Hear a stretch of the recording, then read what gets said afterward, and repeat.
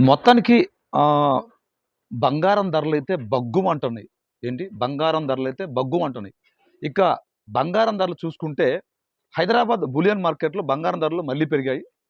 24 క్యారెట్లు సంబంధించి 10 గ్రాములు పసిడి ధర రూ. 1470 అలానే పెరిగి 1,58,620కి చేరింది.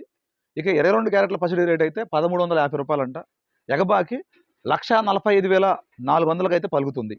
కిలో వెండి ధర అయితే రూ. 3,60,100 వద్ద కొనసాగుతుంది.